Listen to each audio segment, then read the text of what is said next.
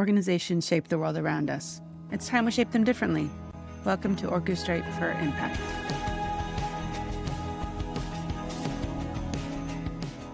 Welcome back to Orchestrate for Impact, a podcast about how we can design and run organizations differently so they can meet the challenges of a changing world and actually make things better. Today we're talking about social procurement. And if that sounds like just a technical process, stay with me.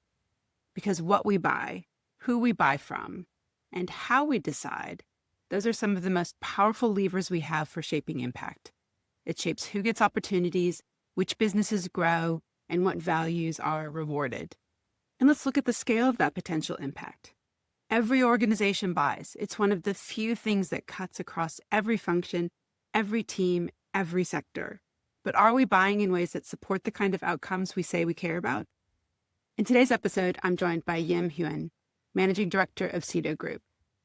They help organizations turn procurement into a tool for real social impact.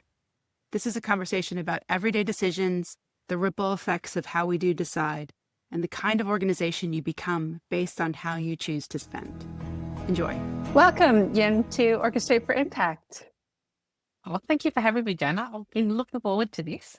I'm so excited. We have been talking about having this conversation for a while. I think it's because we do have this conversation a lot because we're very, very interested in it. We're passionate. We are passionate people, yes. Let's share our passion, shall we? Yeah, let's do that. I would love if you could just tell us a bit about yourself and how you've come into Sedo Group and especially, I guess, what we're talking about today is around social procurement. Yeah, absolutely. So Sedo Group was born through, my previous business interactions. We were originally Media Consulting, and obviously my business partner at the time and I were very, very focused on procurement and really supporting the social procurement framework that really came into effect in the Victorian government probably 8 years ago. So we were kind of like the newbies on the block when we're talking about social procurement. And obviously when we said social procurement, there was like little question marks bubbling on everybody's head thinking, what are you talking about? But it has evolved, and that's why we are still here. We went on a journey to rebrand and really refocus on who we were as an organisation, and procurement and social procurement is where our heart is and our passion is, and we'd like to translate that into, the organisation that we have and really advocate for all things good with social procurement and local content. I love that. And I guess for any of us who have worked in organizations, when we hear the word procurement, there's lots of concepts and ideas of what that is. If we don't work in procurement or we've had to, to procure things, we all will have had our experiences with that. And I guess can you contrast like what is procurement versus what is social procurement? Are they different? Are they the same? What are they? Well, procurement is the act of buying, right? So, you buy everything every day. We just use the terminology buy. Just in the business sense, we say procure. So if you as a business need to go and buy a chair, need to go and buy some consulting, you're procuring some goods and services, right? So and it's just how we operate when we are in a business.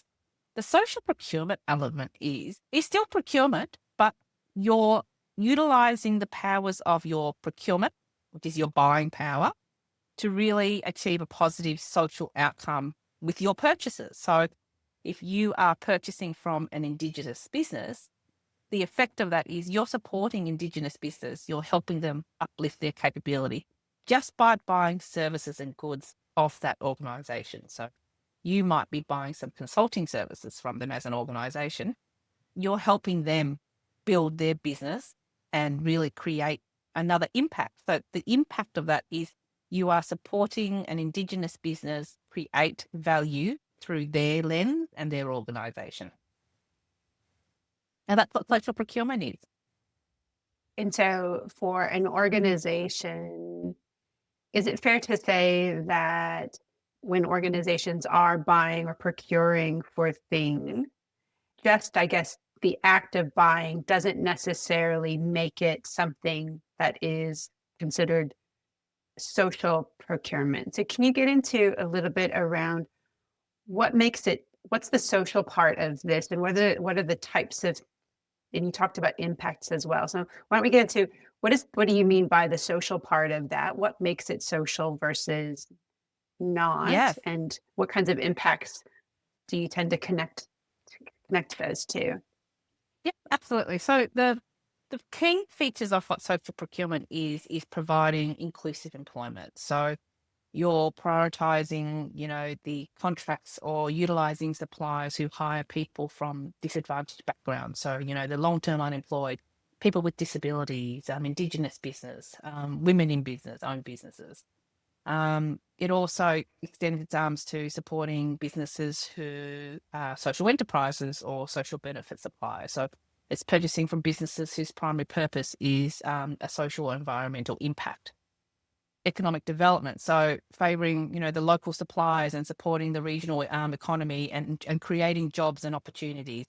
And then, lastly, is about the sustainable supply chains, is ensuring that there's ethical labour practices and reducing environmental impact. So they're probably the key components of what social procurement and the impact that those key features are resonates with. And, we always say procurement is an influencing power, and it's a really good strategic tool.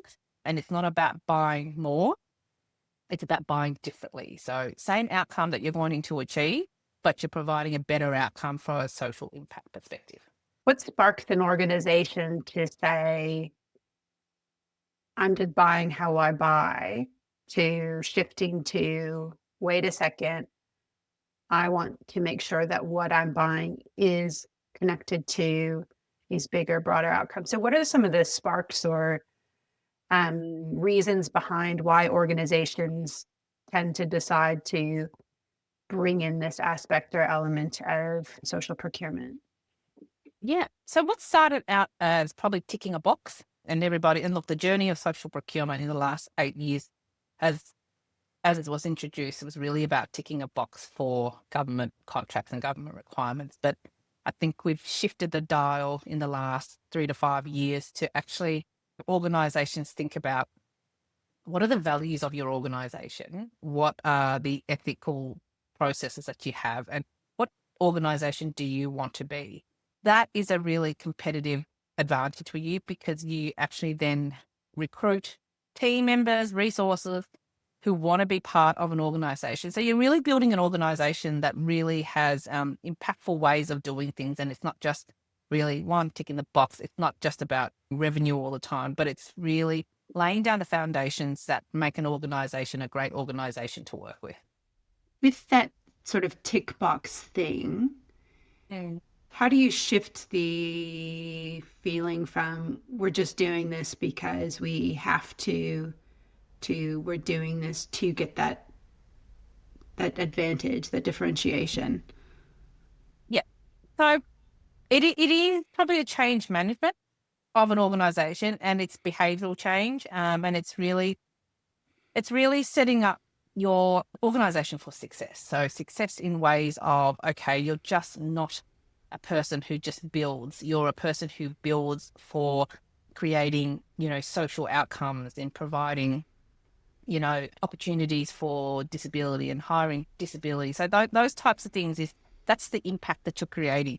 And it's the inclusivity that's creating that journey for the ecosystem. And what I mean by that is, if you didn't provide that opportunity as your procurement tool or your strategic tool, those organizations and obviously those people who are or have disability would never be able to enter the workforce. So they're, the marginalized cohorts of communities that never get to experience or be in the ecosystem that we've created as part of the economy, right? So they can provide just as good an outcome based on whatever the skill set is as someone else is doing it. But you're providing that individual or that organization that confidence, that moral compass, that you're building and creating capabilities, and you're creating like a world that's inclusive, And it's not just about equality, but it's about being inclusive of everyone.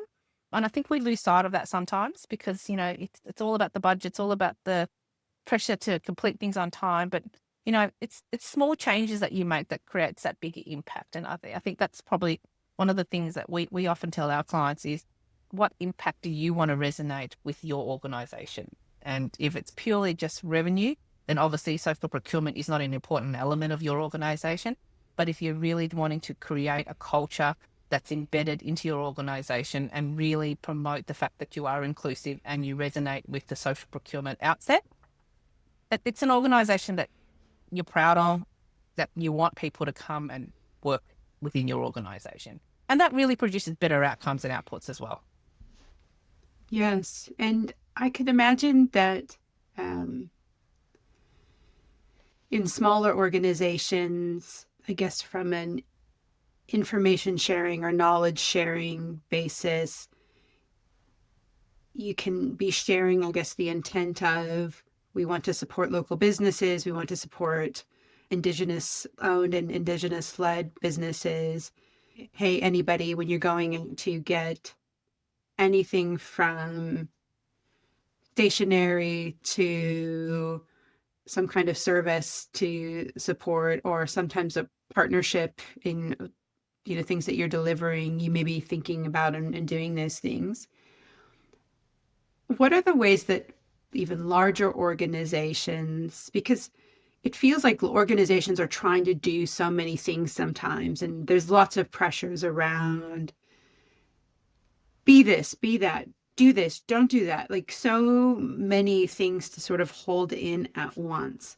What are some of the key things that you find that kind of help people in the day-to-day to be thinking about how to make sure that they're actually doing that? There's certain decisions or certain things that are being set within the organization that means it will go in that direction or not go in that direction. So how do we break that down and help people, I guess, in the day-to-day to be thinking about all of these things? Great question. Let's say I came from a client yesterday who said exactly the same thing. Why are we putting social procurement strategies and frameworks in place? And how do we make sure that the team is doing what they're supposed to be doing? So, and I thought, great question. And I think that's a question that everybody talks about and everybody has, very little understanding and knowledge of. Okay, well, yeah, we're putting a strategy and we put all these policies in place, but, John down the road still not doing what he's supposed to be doing. But and how do we change that? So, it is change management and it is behavioral change, and it really you really need that executive sponsor to drive down that change. And, with all change management, and when it comes to people and behavioral sentiments, you really have to live and breathe social procurement so that it becomes part of your, I'd say, bloodline through the organization, because it's every decision that you make. You don't have to think about it. It becomes second nature to you. Say, look, I'm going to go and buy some water, bottled water. I'm not going to go and buy Franklin water bottles. We can choose Thank You Water because they're a social enterprise that provides exactly the same water. And Thank You Water does amazing things to provide for disadvantaged people and creating jobs. So buying more water for them from Thank You creates more job opportunities, which means they're enabling more inclusive employment for people who had necessarily wouldn't be able to get a job. So those little decisions, like simple things just to buy those things, should be built into the culture and the way that you do business without second guessing that, oh, okay, I'll just go straight to Franklin because it's the norm and you've always done it. So social procurement enables you to think differently about your purchasing power and your influencing power through procurement.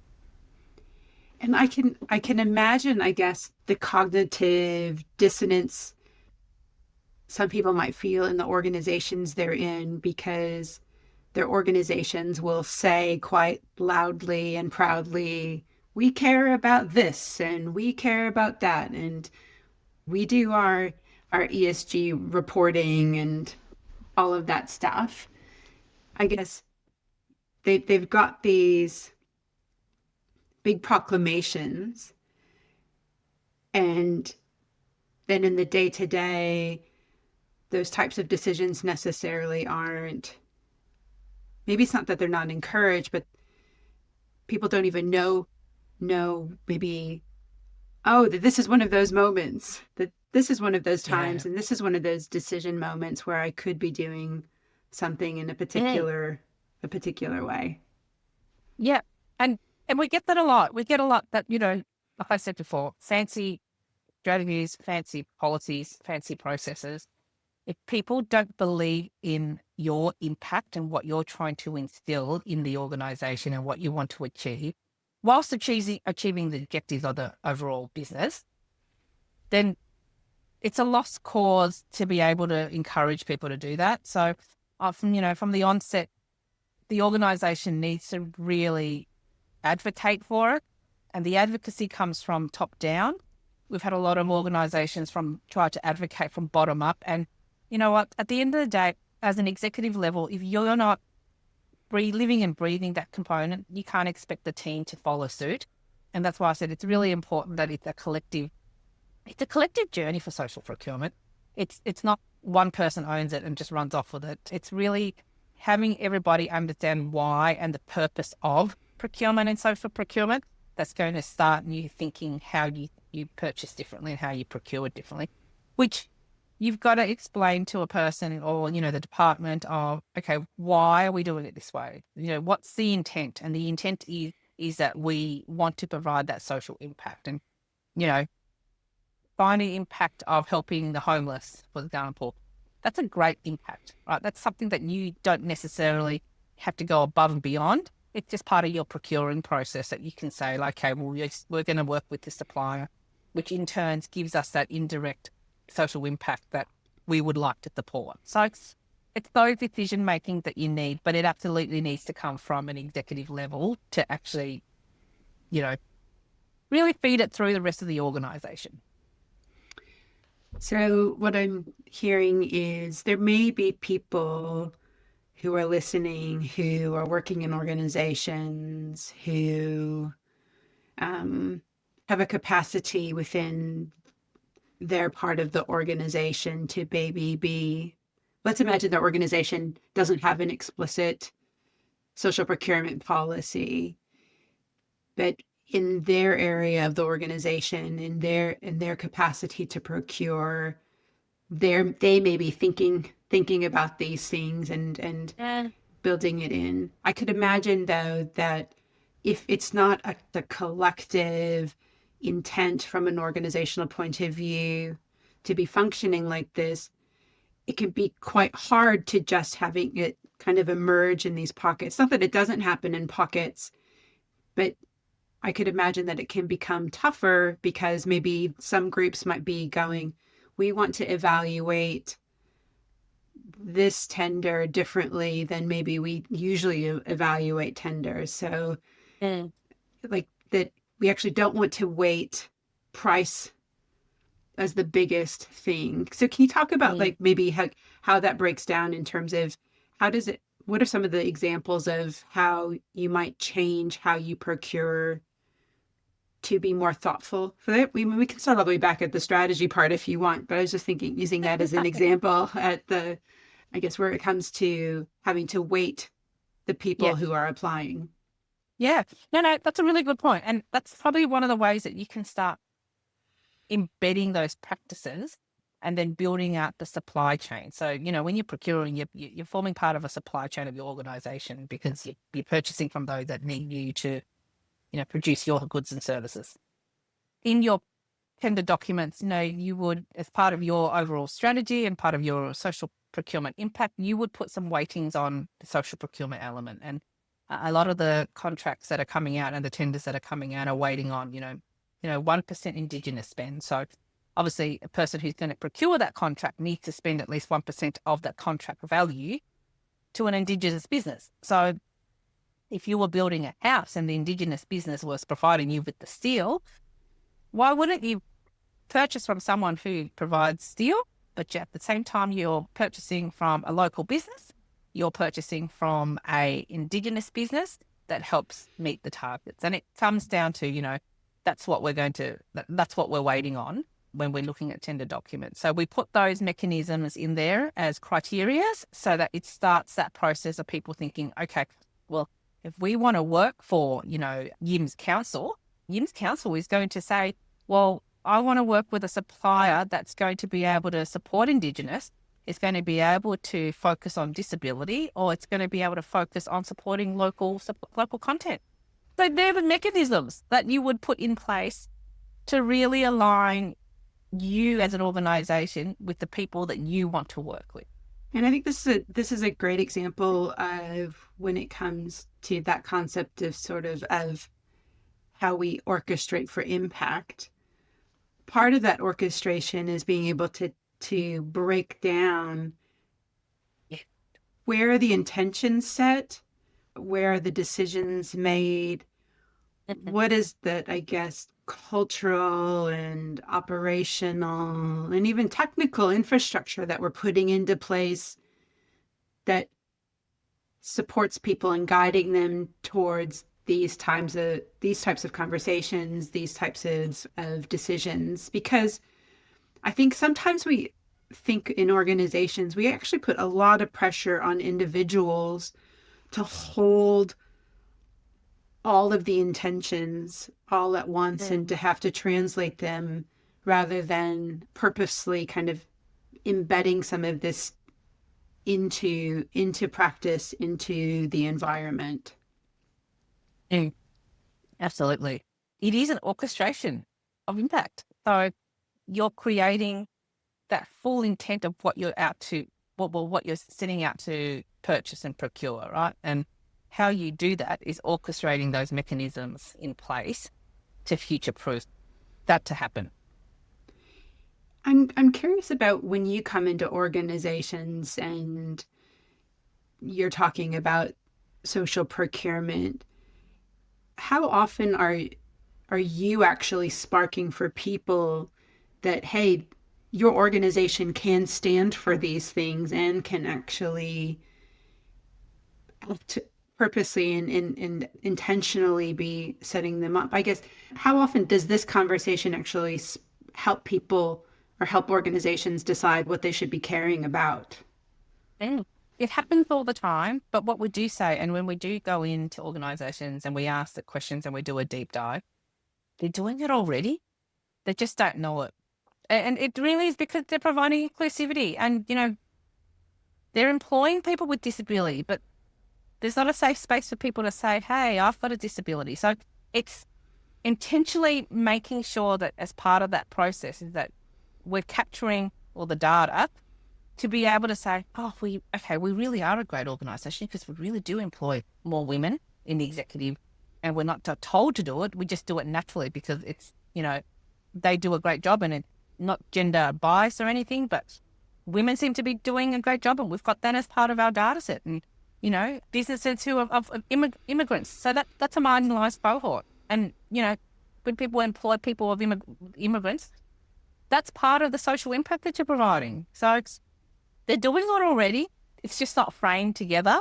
And so we'll go in there and unpack all that and then help them frame that so that they can be proud of what they've done to date, and because there's elements in there that they do buy. And do they know that they've bought it from a social enterprise? Probably not. They're just probably thinking it's just another company that provides us, but they're really a social enterprise. So they've done it. It's just now advocating for it that you do it. And so it actually gives people thinking, okay, well, it's not hard to do because we're doing it already. It's just really formalizing it to say that we do have frameworks in place for it. And I guess with things like sustainability or circularity, does that fall under this same umbrella? Or would you call that something different in terms of procurement? But it feels like the philosophy is the same, right? It's what kinds of outcomes and impacts do we want to be having? Yeah, no, it is the same. So when it first started out, the social procurement has 10 objectives. There's 4 that's environmental and sustainability. In its first inception, we called it the poor cousins of social procurement because people really didn't understand what sustainability was and how do you procure from an environmentally perspective, and are you procuring, what's your carbon zero strategy, blah, blah. So now that sustainability has really moved beyond what it's originally started out as. People become more aware of the requirements under sustainability. There's so much reporting that's being put out for environmental and the net zero that everybody's signed up to. It's how do we get there? And social procurement helps put those things in place and the wheels and the motions in place for organisations to think about, okay, well, we have to get to this target. How are we going to get there collectively? And that forms part of the whole social procurement. So there's the social impact side, but there's also the sustainability impact that falls under the social procurement. Nice. And I think one thing that's probably worth calling out is it's not just the act of going to market, choosing a partner, or procuring or getting a product or a service. And then that's not the end of this. It's then because of that purchase or because of that partnership and because of that sort of ongoing, I guess from a supply chain point of view, that ongoing relationship, the impact of this, it could be quite ongoing, right? So it sounds like if you don't set it up in the right way when you go to market, you're not going to get the right organizations coming to the table, the proverbial table. Yeah. You're not gonna then select the partners who can actually be helping you to contribute to that outcome or that impact. And then in that ongoing delivery or ongoing making, you're missing opportunities potentially, I guess, as you're continuing to manage that contract. Yeah, That absolutely. It sounds like you could miss a whole gap of years even with some of these larger contracts if you don't get it right earlier on. Yeah, absolutely. And so this is what I said with the little steps, put your building blocks in there so that, it becomes part of your ethos of how you procure. So the whole purpose of social procurement is buying differently with the same outcome, but a better outcome and a better impact. So for those who are, especially in sort of longer term contracts where this wasn't a part of the thinking, but you as an organization, your organization has shifted, but that contract is still kind of reflecting the old you or the old ethos. Are there ways to shift that while you're still in contract? I can see how you can shift it moving forward, but I guess how do people, how sometimes we just keep signing up to the same stuff because it's just, we don't have to think about it. Like, how do you help shake that up a bit? Because I think people feel like, oh, it's too hard. It gets put into the too hard basket sometimes. But how have you found it always gets put? Yeah. No, it is a too hard basket, and I think social procurement has been tainted with the too hard basket. It's easier just to do the norm rather than think outside the box of how you can do things differently. A lot of people who are currently in the midst of contracts and the incumbent, it's when they finish that contract, it becomes very, very different. So if they have not moved and progressed in their journey, even whilst on the project, because you don't have to do it for the project. And what we always say is, don't just do it for the project, do it for the organisation. Do it for the organisation so that if you come out of that contract, you're already 10 steps ahead of where you need to be rather than being reactive. So it just depends on how you view what your organisation is. If you'd like to be a reactive organisation, then obviously wait for the contract to finish. But if you're a progressive organisation who would like to future-proof going forward, is, okay, well, we've delivered this project, but in the background, our organisation has done X, Y, and Z. So if I'm going up for the same contract again, why wouldn't I take the incumbent, obviously through evaluation and whatnot, but they've shown progress. They've shown that they've really thought about their impact. They've really thought about what it is they need to do, and it really isn't just a tick in the box. And that goes a long way from being and working with a supplier who does that. And in your experience in, I guess, observing organizations that have really, really lived this and embody social procurement versus organizations that either never will be that unless they are forced to, or just never would struggle to become that based on who they are or how they are. What are some of the other characteristics that you've noticed about what makes an organization ripe for social procurement? What are the characteristics? Two things. Yeah. two things. So one is, I'll take you through what the reactive one is. The reactive one is really ripe for social procurement, is somebody who really wants to pivot and win a tender. So because predominantly the social procurement has come out from government and the requirements of government. Someone who would like a competitive advantage to win tender, being reactive, will go out and seek what social procurement is so that it can meet the requirements. That's great, but that's just the start of your journey. So I'm glad that, the government has embedded these, orchestrating these things and mechanisms for impact so that they can actually start the process. But it's what you do afterwards and how you implement those social procurement changes that's going to be, the better outcome. And, it's educating the reactiveness to become a proactive. So with the proactive businesses, they already want to be a part of that because they see the value in it and the impact that they can see as an organisation and how the existence of their organisation is going to be. It's not a deterrent. Social procurement shouldn't be a deterrent. It should just be part and parcel of what your procurement process is.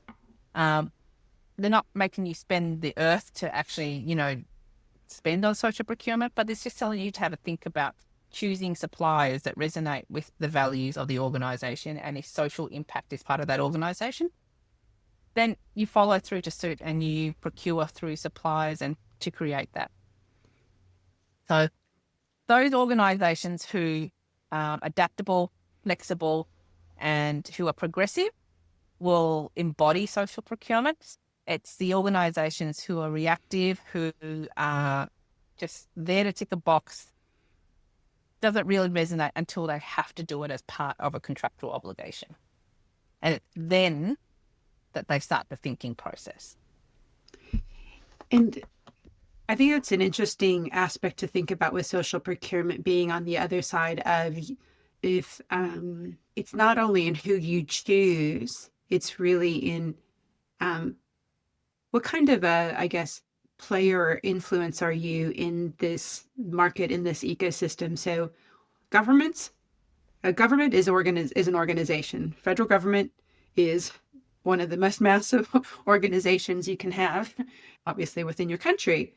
And the fact that they're using their influence out to the market by saying, we want this for ourselves, I can see has a huge influence then on how organizations go, we need to be thinking about this and we should be doing this. And to your point, I guess being checkbox or not, I guess we're seeing, with the sudden droppings of DEI and things like that in the US, where you can see in that moment which organizations have embedded this as who they are and in their beliefs. When I see all of these shareholders kind of rejecting all of these anti-DEI things, which has been very encouraging. To then those organizations that dropped any kind of social impact, social construct, just dropped it like a hot potato,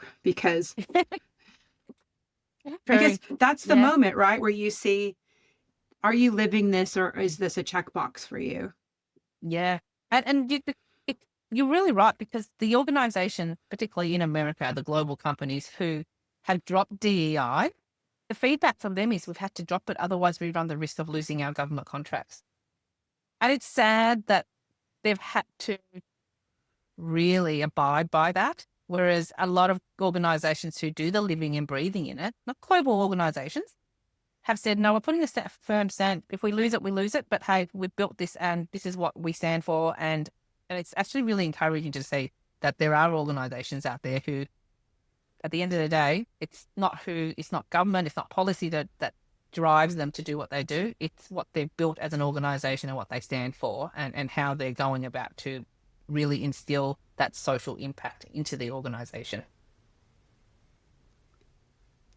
You can see, I guess, the layers of this in terms of, and you've always spoken about how this is an ecosystem, right? This is not, especially when you're talking about social procurement, it's not just part of the function and not just in the templates, and it's not just in policy. It's an expression of a living and breathing mindset and sensibility. Yeah. Mhm. Yeah. Because, the responsibility is us as organization, as people, to want to do that. And if you haven't instilled that as part of your ecosystem and a part of the morals and the values of your organization, then obviously you're not going to be able to bring on board the journey with everybody coming along. But if you instill that behaviors and you instill that as part of the wider organization, you actually come together to create that collectively. It doesn't take, one industry or one organization. It's a collective organization, because it is a whole circular effect when one person has that ripple effect on everything else. And you can see that. So me purchasing from a social enterprise creates opportunity for that social enterprise. They in turn support, employ organizations from, marginalized, and then that marginalized cohort creates the family environment that brings them out of the whole inbuilt ecosystem that has just left them out of the workforce. So that brings us, so see, it's those little indirect steps in the title and I call it the ripple effect. So one decision you make as the head contractor or government has all those little ripple effect that has a lasting impact to everyone along the journey. And it's really coming down to decision making and actually stepping back from just thinking of it as this sort of narrow decision, but looking beyond. And I think like every decision actually does have a ripple effect. It's just that we don't take enough time. Most of the time, we just make decisions and move on. We don't go, oh,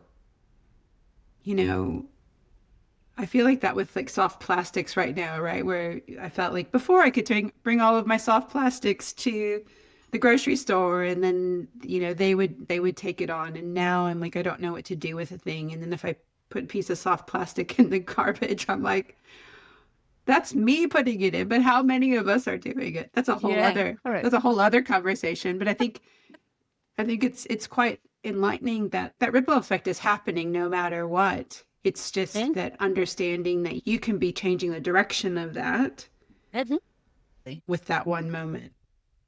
I love it. Well, thank you so much for this conversation. I think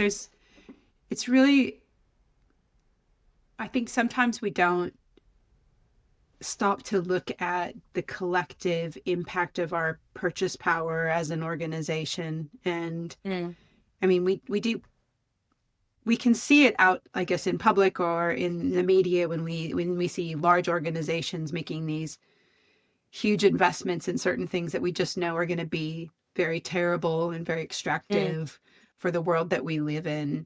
But it's really the cumulative effect of all these little decisions that are being made in organizations that's actually absolutely impacting our world. And I just think it's so exciting to think about how if we could keep shifting that, we can keep making the world of the communities that we live in better and better.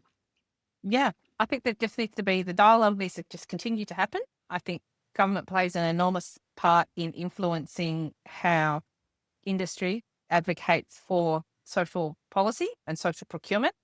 And then it's really the responsibility of the organisation and industry to start filtering that down and really think about the impacts that they're creating for the good, rather than creating, just for a tick in the box. Well, and I admire you so much. I love your energy about this and how you talk about it. And I know that the people that you're helping in organizations, from local government to commercial organizations, really benefit from getting people in who can see what that is. Because I think sometimes these big concepts like social procurement, you just go, well, how in the world, what would we have to do? Having somebody who can come in and go, you do something here, and you do something here, and you do something here, you do something. It's like that relief of, oh, okay, we can do that. Yeah, no, it is. It's when they realize that they do it, they're like, oh, okay, so it's not that hard, and we do understand what social procurement is, and okay, that makes sense. So let's just continue to do that because we do it well now. And you're giving them language, and I think that's so important. You're shining a light on something that that's often already there. Absolutely. Thank you so much, Jim. Thank you for having me, Janna.